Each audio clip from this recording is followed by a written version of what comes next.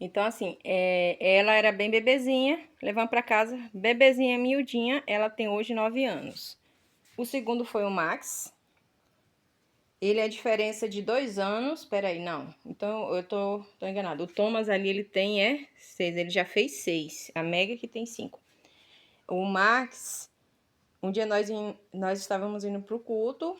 À noite, embaixo da chuva, minha filha viu ele e ele ficou rodando nos meus pés, sabe? E ela falando que tinha um gatinho nos meus pés, tinha um gatinho, eu não vi. Eu rodando para um lado, ele rodando pro outro nos meus pés. E nisso nós ficamos um bom tempo. E eu não achava. Aí eu falei, minha filha, cadê esse gato que você tá falando? Ela aí, mamãe, no seu pé. Eu falei, onde? Onde que tá? Ela aí no seu pé. E aí teve uma hora que eu parei, no que eu parei, ele passou assim rodando. Aí eu vi ele, sabe, bem pequenininho. Se ele tivesse um mês, era muito. Tava todo machucado, sabe? E faminto. E molhado. Aí então nós fomos pro culto. E eu falei pra minha filha, se na volta ele tiver aí ainda, a gente leva pra casa. Quando nós saímos, eu não vi ele. Eu falei assim, então alguém levou. Quando a gente olhou assim embaixo de uma, acho que era uma carrocinha era uma carrocinha de cachorro-quente, de lanches que tinha lá. Tava fechada. Que o culto também não terminava muito cedo, né? E nós achamos ele, levamos pra casa. E aí eu fui tratar dele. Depois disso, no ano seguinte, veio aqui rapaz. Né? Assim, o Max, ele ficou uns 6 meses em tratamento para poder tirar, porque não poder sarar as feridinhas. Ele tava com uma proliferação bacteriana, eu esqueci o nome. Sabe que vai crescendo assim em colônia, sabe? Vai crescendo, crescendo, crescendo assim, mas em colônia. Sabe? Ela vai crescendo assim, ela começa pequenininha e vai grandão, sabe? E eu digo isso porque eu vi na minha filha, que minha filha pegava ele e botava dentro da roupa. Aí eu tinha que tratar dele e tratar dela. E aí o remédio a gente passava assim ao redor por fora, ia rodando até o centro. Não podia passar de dentro para fora, tinha que ser de fora para dentro. E mas aí, graças a Deus, ele ficou bom, minha filha também, né? Ficou bem. Aí, no ano seguinte veio esse rapaz. O Max foi resgatado no mês de abril, se eu não me engano. Foi final de março para abril. O Thomas tinha inaugurado um atacadão pequeno, lá perto de onde a gente morava. E no caminho tinha um balão, sabe? Onde os carros sim faz o balão, o retorno. Aí nós fomos lá nesse atacadão depois de acho que uns 2 dias da inauguração para ver os preços. E a gente andando, eu vi uma ratazana correndo, sabe? Com o rabinho duro pra cima. Uma ratazana peluda. E eu falei com minha filha.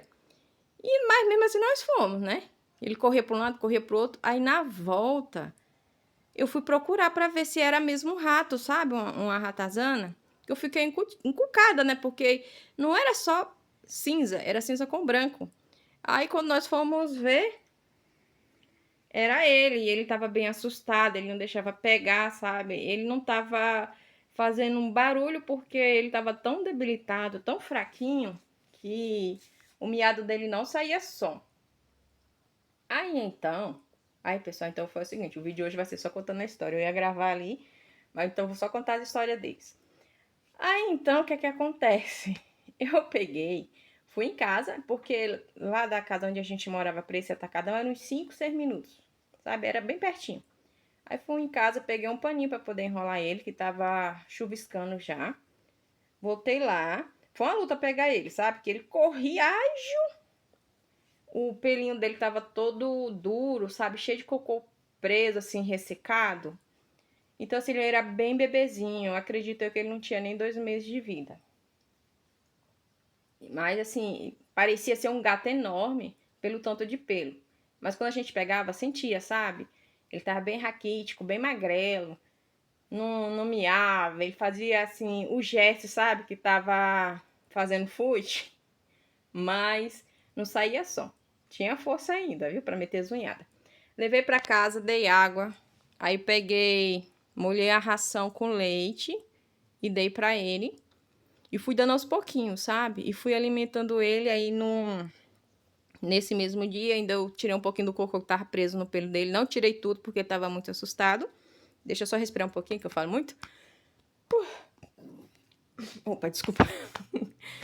Aí, então, tratei dele. Ele também tava todo cheio de feridinha. Eu não sei se era machucado de cachorro, se era rabujo, o que era. Mas eu sei que ele tava todo machucadinho também.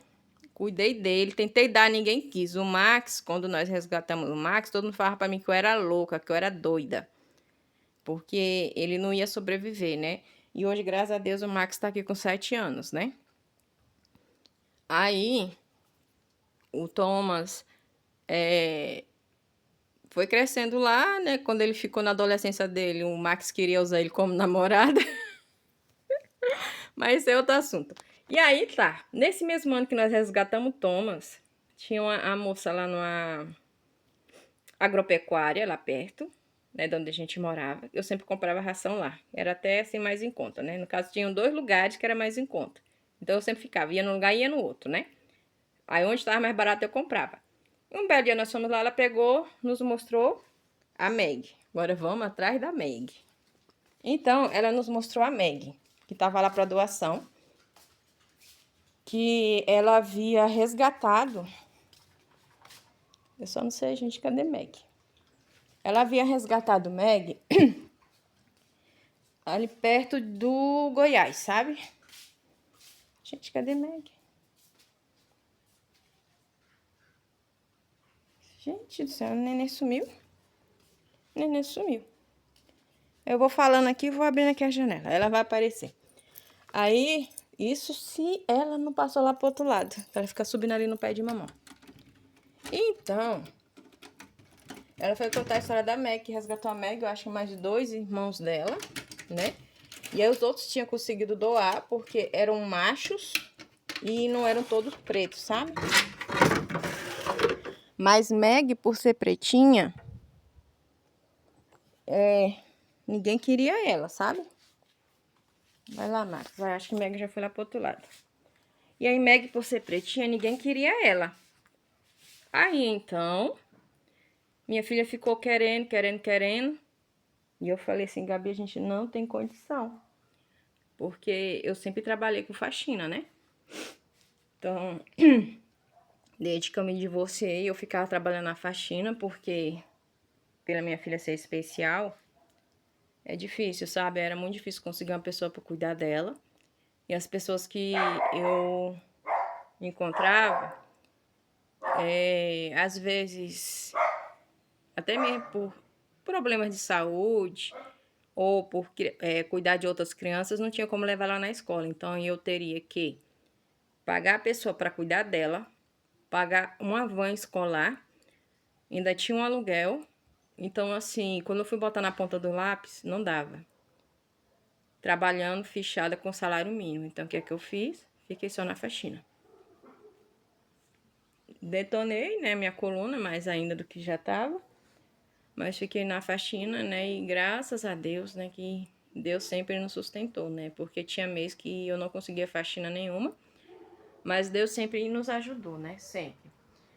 Aí, então, voltando ao assunto dos gatos, né, a Meg, ela era bem pequenininha, o rabo dela, ele é menorzinho. Eu queria mostrar pra vocês, fazer uma comparação, mas ela foi mais esperta que eu, acho que ela já tá lá do outro lado, pessoal. Aí, então, a Meg, ela perdeu um pedaço do rabo, um tanto assim, ó, do rabinho dela. Cadê minha mão? Ela perdeu um tanto assim do rabinho dela, mais ou menos isso aqui, quando era bebê, né? Eu acho que fosse comparar hoje, daria mais ou menos isso aqui assim. Ela perdeu a ponta do rabo dela, porque quando ela foi resgatada com os irmãos... Deixa eu falar olhando aqui pra vocês. Quando ela foi resgatada com os irmãos, eles estavam num terreno baldio, num lugar que era cheinho, assim, de poças, sabe? De lama.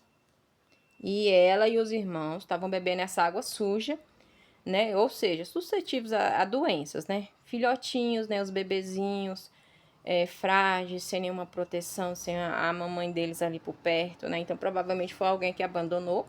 E aí, a dona lá do estabelecimento, ela mora no Recanto das Emas e ela tava lá pro lado de Goiás. Então, ela pegou, trouxe pra cá, né? No caso, lá pra casa dela, lá pra loja, Cuidou, conseguiu doar aos outros, mas a Meg ninguém queria por ela ser pretinha. E minha filha ficou querendo. Eu falei para ela que a gente não tinha condições.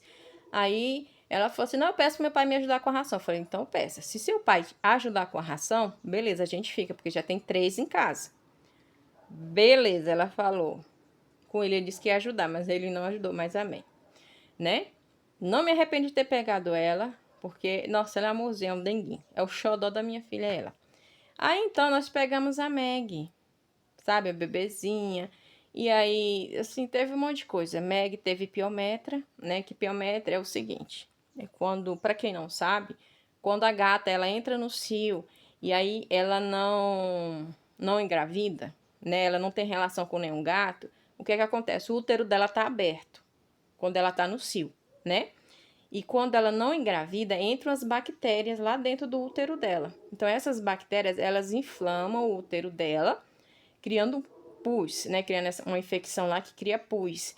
E aí tem 2 tipos de piometra. Gente, eu não sou entendida no assunto, tá? Eu tô falando assim por alto. O que o que eu fiquei sabendo, assim, no meu ponto assim de entendimento, né? Porque depois eu até conversei com a doutora que operou eles, né? Mas aí então é basicamente isso. É uma bactéria que entra no útero delas, né? Pela o aparelho reprodutor delas, né? Nessa época de cio. E aí eu dava o corta-cio para elas, né? Mas Meg, ela entrou no cio muito cedo. Ela entrou no cio com 4 meses. Era bem novinha. E aí então, o que que acontece? Essa piometra tem a fechada e tem a aberta. A fechada é o seguinte, não sai secreção nenhuma, ninguém percebe. A diferença não. Desculpa, os sintomas são que a fêmea que tá com a piometra fechada, né? A gata com piometra fechada, ela não tem secreção, ela começa a ficar escondida no canto, sabe? Ela não fica socializando ali como os gatos, como aqui, ó.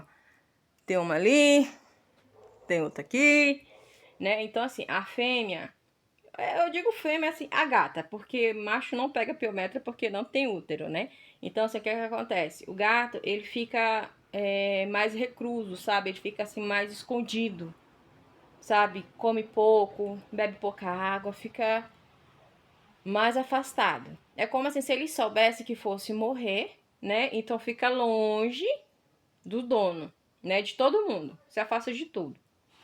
E aí a piometra aberta tem muita secreção, né? Sai muito pus. Aqui nós tivemos os 2 casos. A Mel, ó, ela teve a piometra fechada.